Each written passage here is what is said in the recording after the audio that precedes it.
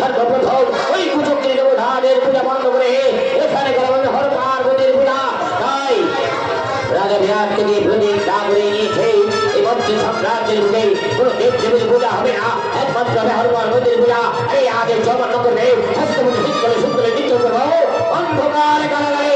আর সেই অন্ধকার কারাগারে কোথায় থাকবে নন্দ, চেষ্টায় থাকবে না বাড়ি, সেখানে শুধু থাকবে এই ভয়ঙ্কর মহাবীর কীটকের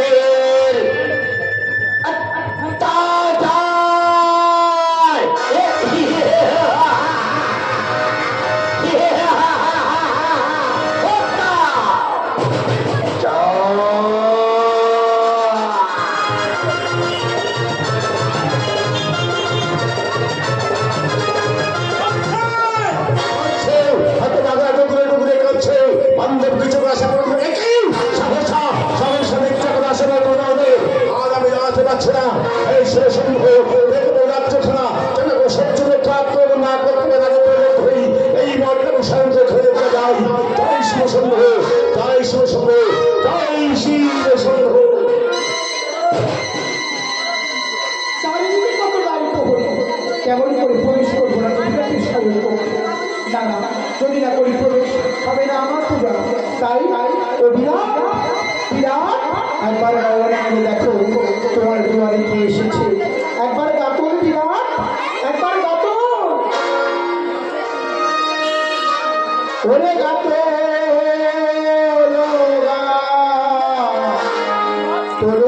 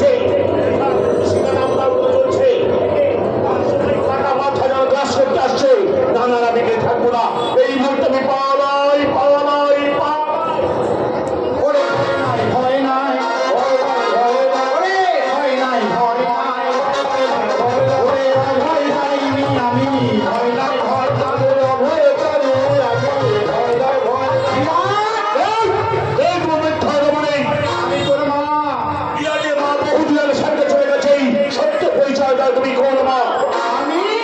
আমি তোর জগৎ জননী।